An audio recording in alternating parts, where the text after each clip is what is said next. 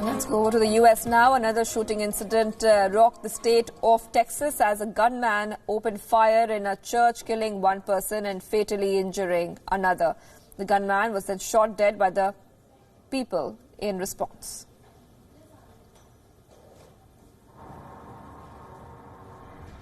Today at approximately 11:50 a.m., a gunman entered the West Freeway Church of Christ, White Settlement, Texas, during the church service.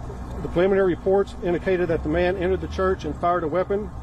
A couple of members of the church returned fire, striking the suspect, who died at the scene. Tragically, the person shot by the suspect died at a local hospital, and a second parishioner has life-threatening injuries. What is more horrifying is the entire shooting was live streamed on social media, which shows the morning service. A shooter was seen walking into the West Freeway Church of Christ and sitting down in the sanctuary before pulling out the shotgun.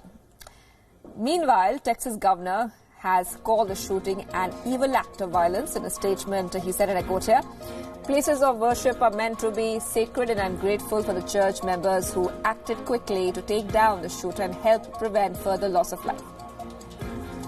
The shooting comes more than 2 years after a gunman opened fire at the church in the Springs area called Sutherland, a community about 500 kilometers away from White Settlement, killing at least 26 people. After that shooting, a new law came into effect in Texas that allowed licensed handgun owners to carry weapons in places of worship.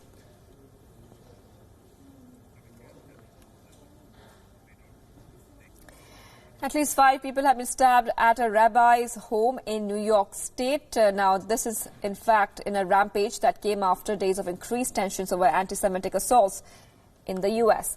According to reports, the victims were celebrating the Jewish festival of Hanukkah at a house in Rockland County, about 30 miles north of New York City.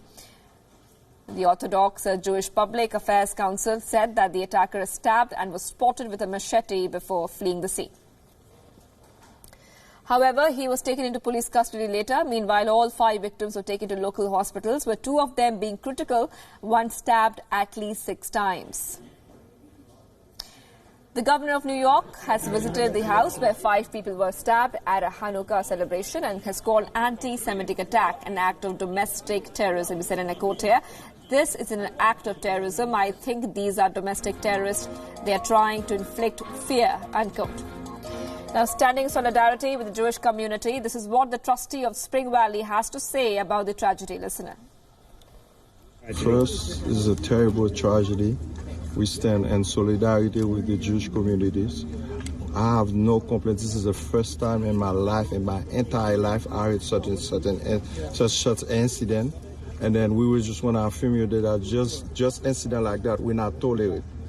We're not going to be tolerated. I'm just going to make sure that we work in the village of Spring Valley is going to work with the police thing. We make sure that we catch the perpetrator who commit in that neighborhood who commit that such act. And, you know, this community is a beautiful, peaceful communities. You know what I mean? I cannot have any other community to live by. These Jewish communities, they're pretty good people. We live together. We never have that kind of incident before. It's outrageous. I'm upset. You know what I mean? I hope they find whoever wants to come in this town to commit this type of the crime to not come in anymore. This is not tolerated.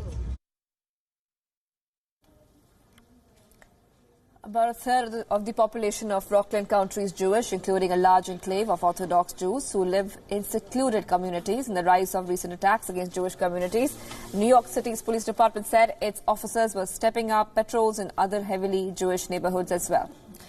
Meanwhile, Israeli PM Benjamin Netanyahu took to Twitter condemning the attack, said that he will cooperate with authorities to defeat anti-Semitism.